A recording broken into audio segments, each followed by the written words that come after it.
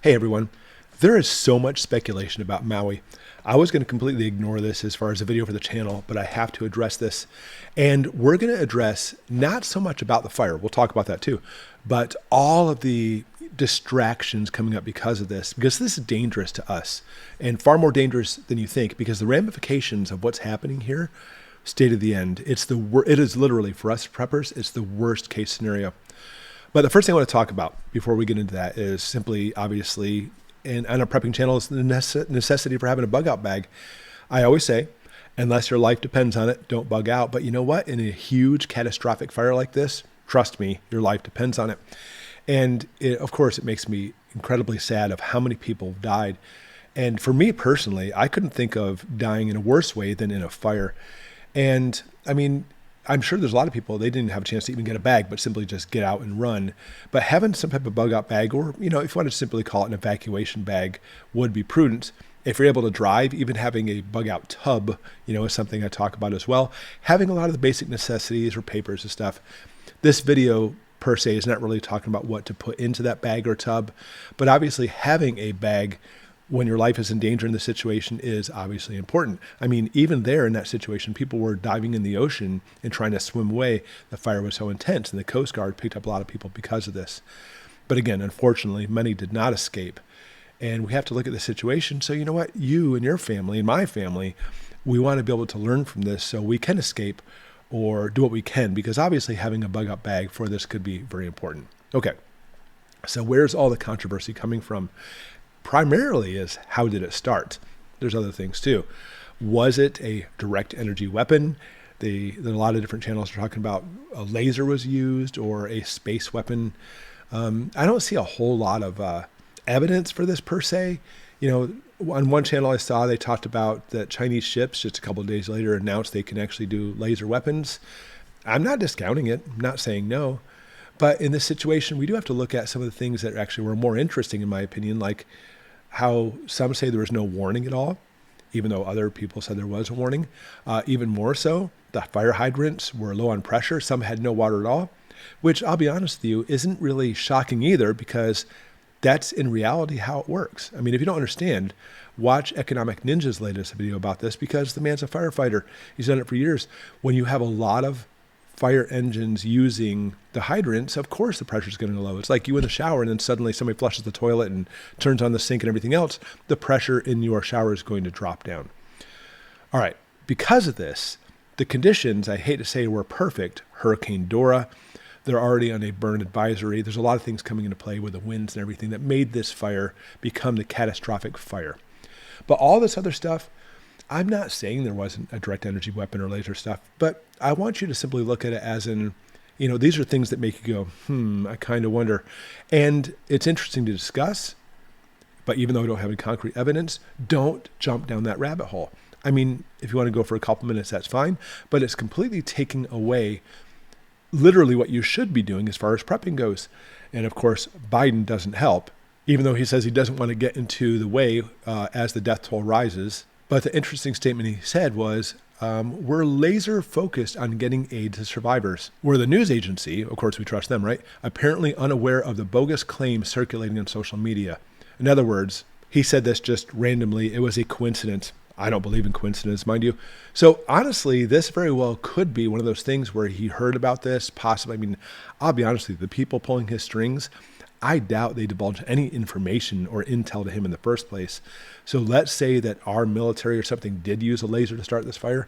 He'd probably be the last person to know, because he does blab like this. I mean, at this point, they're like, I told you not to tell him. And now he said, oh, look, we're using laser focus. Oh, wait, I wasn't supposed to use the word laser. I could easily see that situation.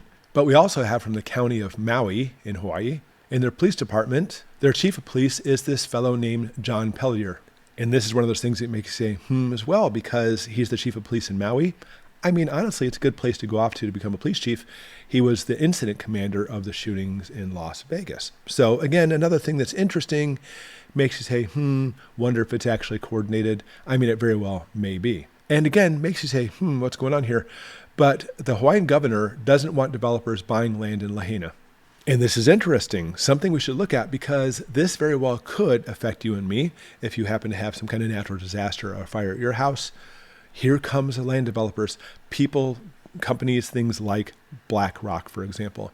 And BlackRock has notoriously been going around the country buying houses. Like 40% of the houses being sold right now are being purchased as cash, often from companies like BlackRock, because they're gobbling them up. These major, well-funded corporations will buy up these houses. And let's say a house is for sale for $100,000, they'll come in and say, "I'll give you $110,000 for it for cash," because they want the houses. Then they turn around and rent them out. Because anybody who knows anything about real estate will tell you that the rental services, you can make some serious money with this. So what we're seeing is these people who owned these homes, which are now burned to the ground, they're in desperation. Sometimes insurance companies will not pay for this if they don't have certain riders on there for fires or act of gods, etc. And they're stuck between a rock and a hard place. And now they get a phone call saying, "Hey, we'll buy your property for," like, they may actually give them the full amount worth. You never know, but half the amount.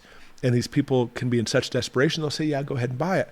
This is prime real estate. This is prime real estate in Hawaii. You know what I'm saying? So I can understand the companies wanting to buy it, but the governor's saying, "No, don't take these phone calls. Don't listen to them." And you think, "Oh, what a great governor this is."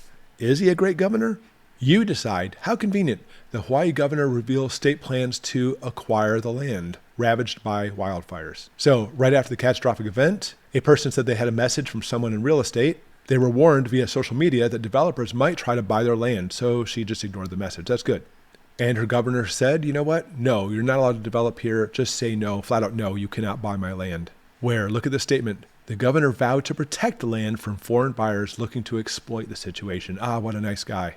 And from their office saying, "I'm already thinking of ways for the state to acquire the land so we can put it into the workforce housing, back to families, or make it open spaces as a memorial to the people who were lost.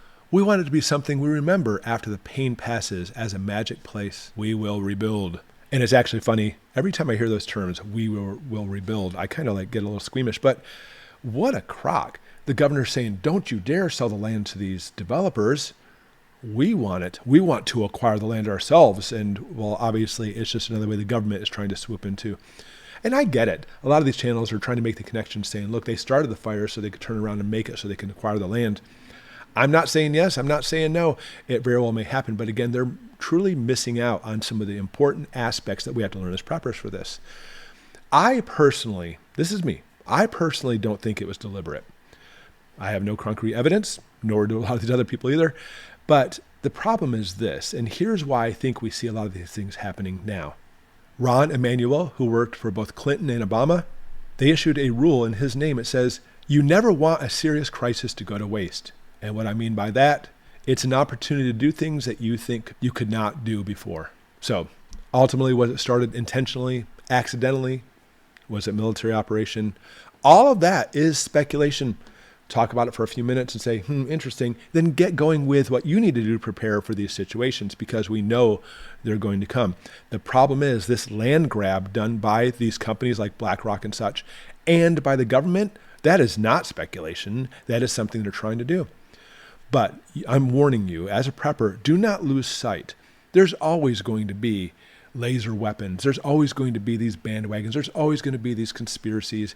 I know people right there are saying, "Oh, it's not a conspiracy theory." Sure it is. I mean, it's a theory. How about that? You don't know what's really happening there, nor do I. But that's not the point. Speculation or not, do not get caught up in these theories. That's the moral of the story. Instead, learn from this and make an actionable plan so that way it protects you and your family. That's what Goshen Prepping is all about, by the way. We talk about these things sometimes, but it's always with a sense of what can we do to prepare. One final warning, from all those channels that you may watch where they talk about, oh, it's a direct energy weapon, or it's a laser, or Chinese military, and they give you no actual prepping advice on top of that, I'm going to give you a hint. Those are not prepping channels. Those are channels to rile you up. Those are channels to try to stoke fear. They are channels literally trying to monopolize on these situations. They're just as bad as those companies trying to buy the land or the government trying to swoop up and buy the land as well. They're just as bad because they're literally just doing this for the hits and the views and the money. Actionable prepper advice is what this should be all about. Like, for example, like I said at the beginning of the video, learn from this lesson and have some type of bug out bag or a bug out tub and go from there. If I were you, and you're subscribed to these channels, I would unsubscribe from them, because they're simply just playing into the mayhem. They are distracting you from one responsibility, and your main responsibility that we would try to talk about in the channel all the time: survival.